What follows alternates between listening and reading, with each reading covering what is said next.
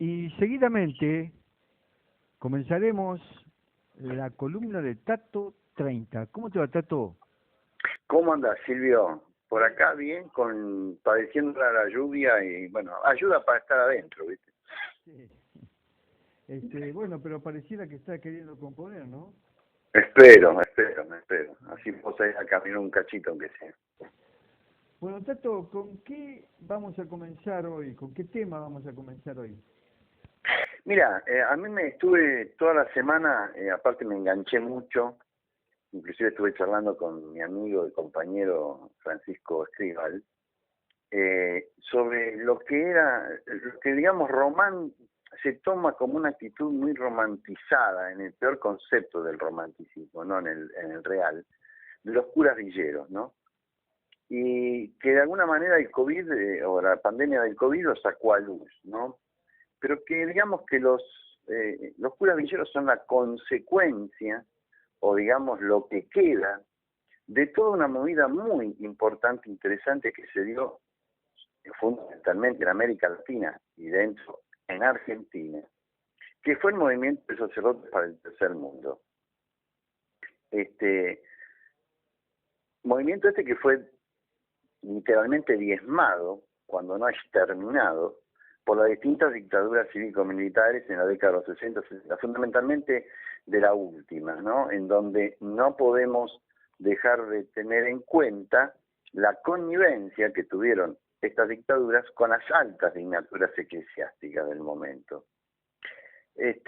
Pero, digamos, empezar sobre todo para determinados sectores del progresismo y de la izquierda, que, digamos, se engloban a la Iglesia en un todo, que no es tan así, ¿no? O sea, ni la Iglesia son curas pedófilos y vinculados solamente al poder, ni son los acumuladores de riqueza, ¿no? Que hay una Iglesia que en su momento fue muy importante y que estuvo funcionando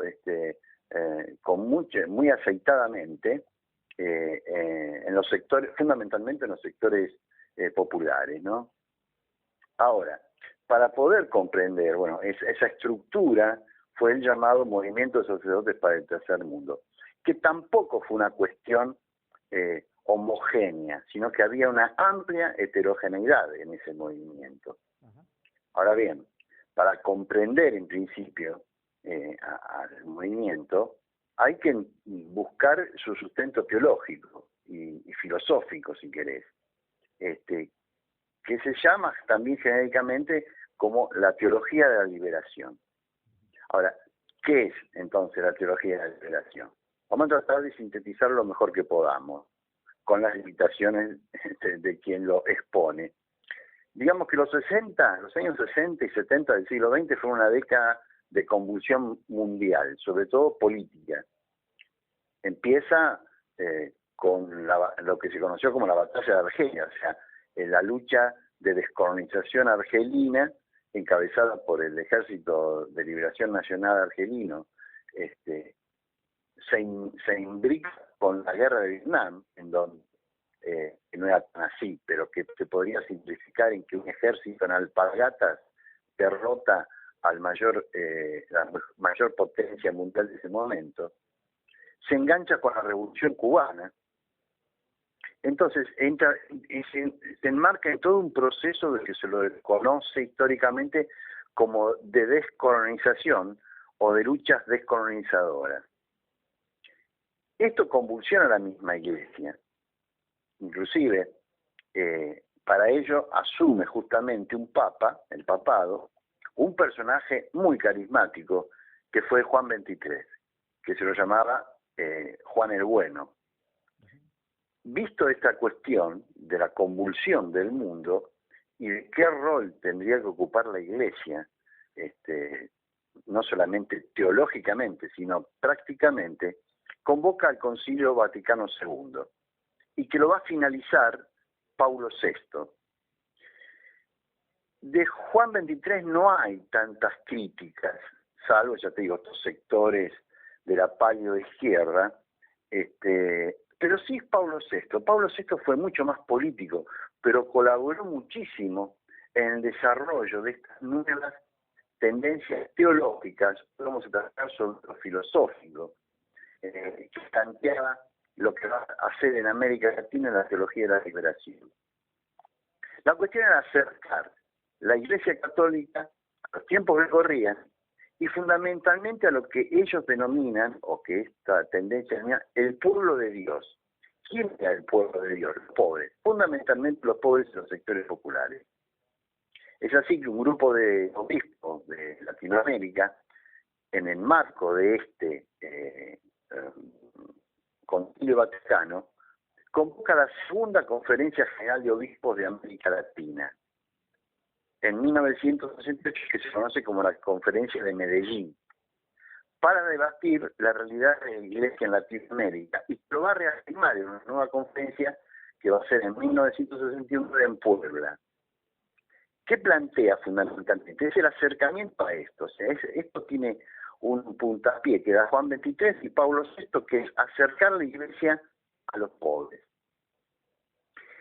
Es en este contexto que nace la teología de la liberación, que tomará, entre otros varios aportes, fundamentalmente el libro del cura Gustavo Gutiérrez, filósofo y teólogo peruano, y de aportes y prácticas como la de Lucio Ojera, la de Don Gel de Cámara en Brasil, Leonardo Boff también de Brasil, o el argentino Eduardo Piroño, que también fue condenado por un montón de cosas, cuando Piroño concretamente fue rescatado de las fauces de la dictadura, en aquel momento por Pablo VI, para preservarlo.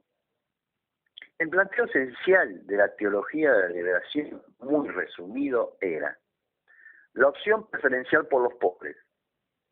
La salvación cristiana no puede darse sin liberación económica, política, social e ideológica, como signos visibles de la dignidad del hombre. La espiritualidad de la liberación exige hombres nuevos y mujeres nuevas en el hombre nuevo. Esto no lo plantea, no es el planteo de Ernesto Che Guevara, es el planteo que hace esta teología, yo digo, fundamentalmente la que plantea Gutiérrez. La liberación como toma de conciencia ante la realidad socioeconómica latinoamericana y de la necesidad de eliminar la explotación, la falta de oportunidades e injusticias en este mundo. La situación en ese momento de la mayoría de los latinoamericanos contradice el designio histórico de Dios y es consecuencia de un pecado social. Esto es importante dentro del planteo teológico. O sea, el pecado no es individual, el pecado es social. No solamente hay pecadores, sino que hay víctimas del pecado que necesitan justicia y restauración. El método de estudio teológico es la reflexión a partir de la práctica de la fe viva, comunicada, confesada y celebrada dentro de una práctica de liberación. No pocas y pocos creen que hubo una teología de la liberación, pero en absoluto. En tanto basamento ideológico y teológico implicaba un fuerte debate que se daba dentro de un espacio nacido y creado a partir de las comunidades de base, que son las comunidades de base, eso lo vamos a trabajar en la próxima columna, que intentaba recrear la iglesia de las catacumbas romanas, de la iglesia perseguida. Por lo menos, en este caso, podemos distinguir 4 corrientes. La que se llama la teología de la liberación integral evangélica, uno de cuyos principales impulsores es el Piroño, que habla de la liberación integral en lo teológico, histórico y social, y la integración del pueblo de Dios. ¿Qué es para Piroño el pueblo de Dios? Como dije, los sectores populares en su praxis cotidiana.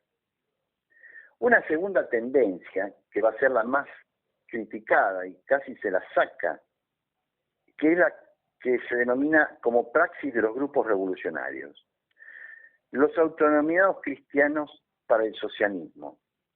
No olvidemos que estamos en el contexto de la Guerra Fría, ¿no? El bloque socialista contra el bloque capitalista, que se aferra, esta corriente, al marco teórico de análisis marxista y que basa todo su planteo en la lucha de clases.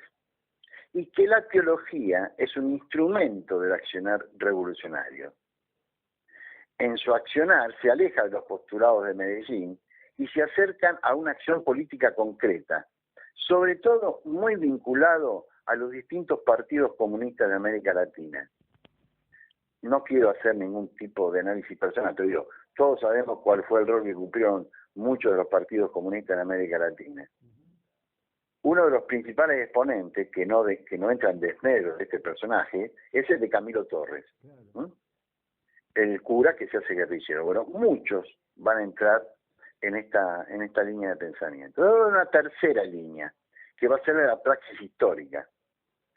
Sin dejar ser fieles a los basamentos teológicos, no rehúyen a utilizar análisis sociales desde el marxismo y algunos planteos secularistas, pero no se atan a la sola concesión de la lucha de clases, que la consideran limitativa. Pensemos que en este momento el socialismo, en términos generales, salvo Cuba, es el stalinismo soviético, aunque nunca estaba Stalin, digamos, estaba Brezhnev en ese momento, pero un régimen perfectamente stalinista, sino que introduce otras variables, como la fundamental religiosidad inmanente de los pueblos de Latinoamérica, y de alguna manera se aleja de la dicotomía que planteaba la Guerra Fría. Esto lo plantea el mismo Gutiérrez que mencionamos y Leonardo Boff, el brasilero. Perdón, ¿podés hablar un poquito más pausado? Porque o si te movés, quédate quieto porque por ahí como que se va. La primera vez que pasa esto, pero pasa. Bueno, listo. La cuarta es la teología de la liberación desde la praxis de los pueblos. En general plantea un desarrollo liberador integral desde lo particular, Argentina por ejemplo, hacia lo general, América y el mundo. Esto es tomado por Pablo VI en su encíclica Evangelii Nuntiandi sobre la evangelización como acto de liberación, no como acopiadora de seguidores, sino como acto liberador. Privilegia entonces el análisis cultural antes que el análisis marxista. No lo desecha, pero lo privilegia lo cultural, con lo cual coloca el criterio del pueblo sobre el de clase, valorando sustancialmente la sabiduría y religiosidad popular y la historia concreta y colectiva como instrumento para la liberación espiritual y social. Uno de los impulsores de esto es Lucio Gera, tipo importantísimo, que a aquel que le interese. ¿Podés repetir el nombre? ¿Podés repetir qué Lucio Gera, G-E-R-A. Gera.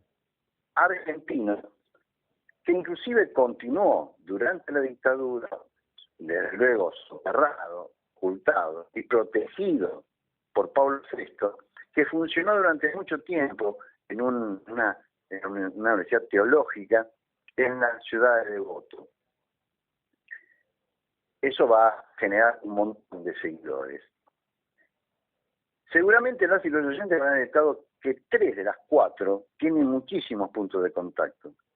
Solo la que planteaba los cristianos por el socialismo, que estaban muy cercanos, como dijimos, a los partidos comunistas, que es la que tiene toda la discordancia. Tengamos en cuenta que estas corrientes de interpretación son lineamientos teológicos y filosóficos. La práctica de los mismos también se irán desarrollando acorde a cada lugar y circunstancias y a las características de cada comunidad. Esto es lo importante. No hay ya un mandato que proviene verticalmente, sino que cada línea de trabajo depende de cada comunidad y cómo cada comunidad interpreta el Evangelio. No es lo mismo una comunidad de Bolivia que de México o que la Argentina. Así que la forma organizativa de esta evangelización liberadora, no es la evangelización que trajeron los europeos españoles con la conquista, es una evangelización liberadora. Se dará sobre las denominadas comunidades de base, fuertemente combatidas por las altas conducciones eclesiásticas, y en el caso argentino, a partir de 1976, decididamente perseguidas por la dictadura cívico-militar genocida, aunque recibieran constantemente apoyo tras bambalinas del propio Papa Pablo VI. Con el advenimiento y el triunfo, por lo menos momentáneo, del neoliberalismo a nivel mundial, la cosa tiene un giro de 180 grados con la llegada de Juan Pablo II, con una tendencia profundamente conservadora y restauradora de todo lo previo. Vale aquí mencionar el accionar en ese contexto, donde todos estos sectores son perseguidos, cuando no exterminados. Hay cientos de curas, monjas, desaparecidas y muertas por la dictadura. Hubo obispos argentinos que trataron de preservar, por lo menos, los planteos básicos de la teología de la liberación y también salvar la vida de no pocos de esos monjes, curas y militantes populares. Y vamos a dar los nombres: Monseñor Vicente Saspe, Monseñor Jaime de Nevares, en la zona de Mendoza, Monseñor Miguel Saine en Vilma, Monseñor Jorge Novat en Quilmes, bueno, el mártir Enrique Angelelli en la zona de La Rioja, digamos. Esta es la estructura teórica, ideológica, si quieren, de lo que es la teología de la liberación, que no es una sola, son varias y va adoptando características y revisiones de acuerdo a cada comunidad. Esto le va a generar un gran problema a la estructura, superestructura eclesiástica, fundamentalmente a partir de Juan Pablo II, ya que son como el agua que va buscando la brecha para ir trabajando fundamentalmente en los sectores populares. Entonces, para accionar, que como el de tantas otras curas, monjes, laicos, van a utilizar lo que se va a conocer y que yo mencioné como la estructura de las comunidades de base, o sea, pequeños grupos en lugares puntuales, pero eso, digamos, lo vamos a desarrollar más o menos en profundidad, si te parece, en la próxima columna.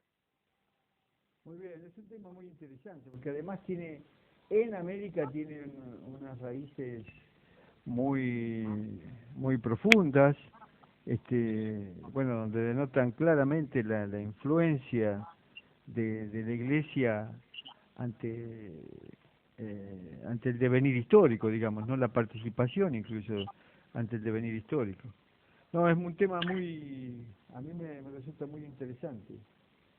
No, yo te digo, sobre todo cuando es denostado por algunos, sobre todo gente, yo te digo, de progresismo y de la izquierda, o de grupos que, digamos, me merecen mayor de los respeto, de grupos ateos, etcétera. Digo, la importancia que tiene. Yo creo que yo centraría la cuestión en que se asienta el criterio fundamental, y no es poco por ello que no fue el primero que mencioné, que es la opción preferencial por los pobres, ¿no? Y el hecho del reconocimiento, no habla de la religión católica en los pueblos, habla del reconocimiento de la religiosidad, que es otra cosa distinta, ¿no? Entonces vamos a ver esos digamos, esas mezclas que se van dando en la religiosidad latinoamericana, sobre todo, por ejemplo, en el norte argentino, donde se mezclan grandes antecedentes, por ejemplo, de las religiones originarias, con el nuevo, o con la introducción del catolicismo. Entonces, la Iglesia no es una, como tampoco es uno el movimiento de sacerdotes para el tercer mundo. ¿Dónde van? Que eso si nos da para un tercer programa, donde van a hacer lo que todavía existe, que son los actuales curas obreros, curas villeros, que siguen funcionando de la misma manera. Miremos lo que hacen los distintos curas que salieron a la luz a partir de, sobre todo de la pandemia, en dónde trabajan y cómo trabajan. Trabajan básicamente desarrollando comunidades de base. Muy bien, Tato. Además, bueno, no podemos dejar de mencionar al actual Papa, quien, Bergoglio, Jorge Bergoglio, quien tuvo una participación, y tiene aún presencia en innumerable cantidad de barrios de nuestro país. Y bueno, cuando la primera salida que hace, una de las primeras salidas que hace con su investidura como Papa, es al Brasil.